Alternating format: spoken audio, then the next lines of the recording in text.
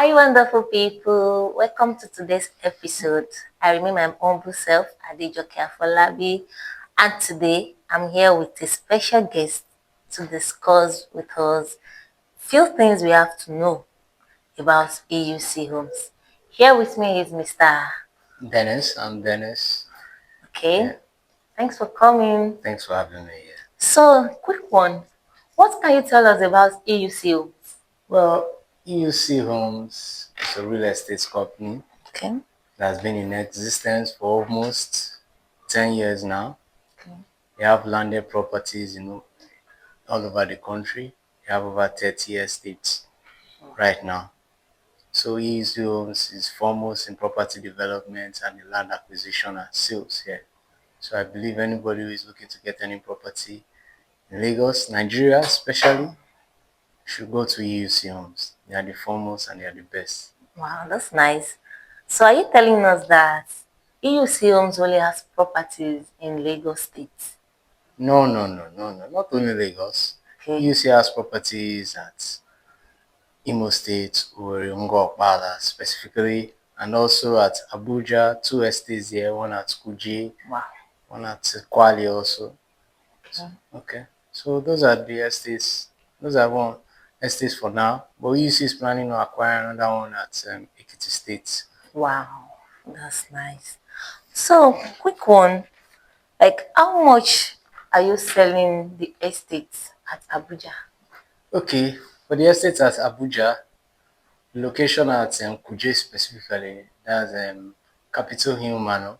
Okay. We're selling that for 2 million naira. Wow, that's While the cheap. other one at Kwali, we're selling that for 1.5 million naira Okay. specifically. So, how many square meters is the land? And what documents are they getting? So for the both estates, there are 400 square meters each, and documents are COV Wow. specifically. Okay. So, there's this other question I want to ask. As a real estate management or worker, is it advisable for husband and wife to have property together? That question, okay, I'll answer it. In the most logical sense, yes, they should have property, Okay. bear the name. But people are different. They grew up under different circumstances, have different experiences in life, and those experiences shape them into who they are. So I believe each person knows who they marry. They know if their partners are trustworthy or not when it comes to property. So it depends entirely on who you marry. And also it also depends on the family of the person itself. Okay, yeah. Like some people are from terrible homes, although they are different, their backgrounds are not that okay. They know what their family is like. So I believe if you trust your partner, the property could either be in both your names or it could be in your partner's name if you 100% trust your partner. Wow.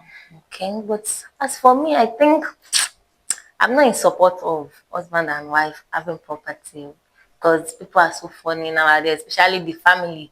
The husband family, they will now come and say, it's our son that has been suffering, has been. In fact, they might not know maybe the wife has larger contribution to the property. So, do you think it's really okay? Okay, I think that's your view, but as at now, if you look at what has ongoing, this recent man that started Access Bank is dead. I think he willed most of his properties to his most of his assets to his children. So I feel if both partners are not don't trust each other or trust the family, I feel the properties should be in the children's name, probably under a trust, so that the children do not wake up one day and sell the properties without the parents' knowledge. So the properties could be in a trust in the children's name. I think that was one of the ways to combat such.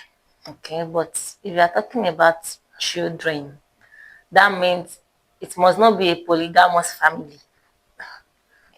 Are we? Yes, now. Because a polygamous family, how will the father include all the children's name? And you think the first five will not be like, hey, since how many years that I've been with you, now you brought another wife.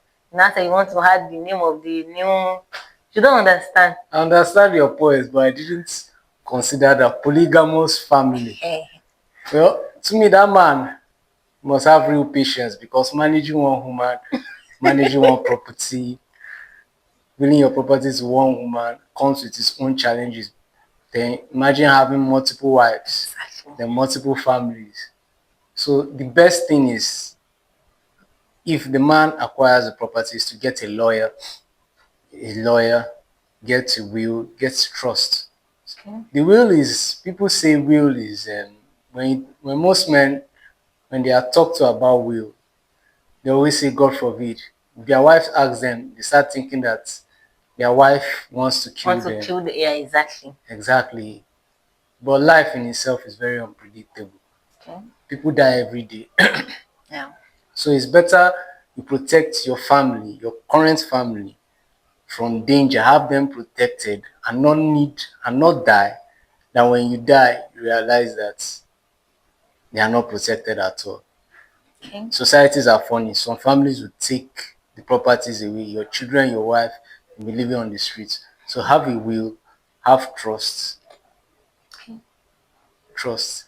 I think the best advice for anybody who intends to purchase property in his or her wife name, get advice from your legal counselor.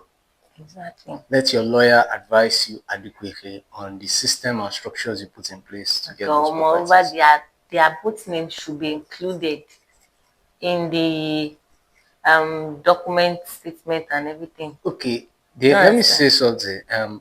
What works for Mr. A and Mr. B may not work for another couple. What works for one couple may not work for another couple.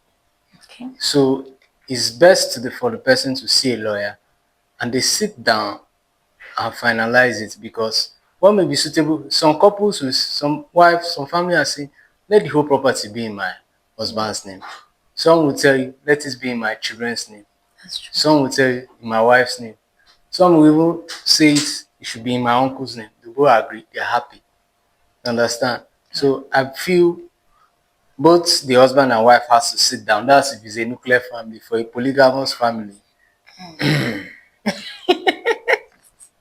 the basis of every generational wealth starts in a nuclear family, a Okay. man and a And a woman. woman.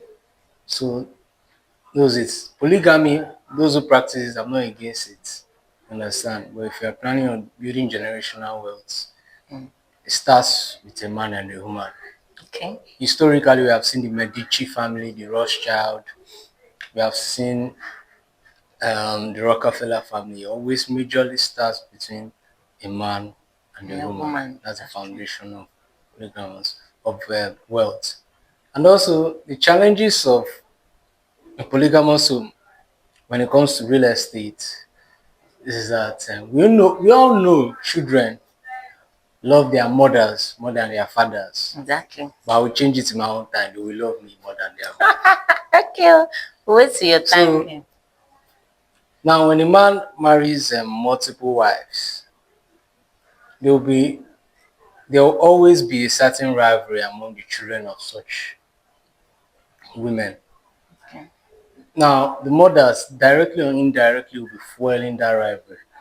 But if a man is married to one woman, the woman, since the children love their mother, they will tend to listen to their mom more for Okay. advice before they even make any decision against their brother or their siblings.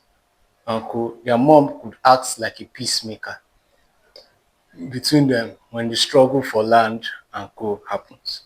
So that is why I always suggest monogamy as the foundation of building real estate wealth. So you could go and verify that. Monogamy builds generational wealth. All right.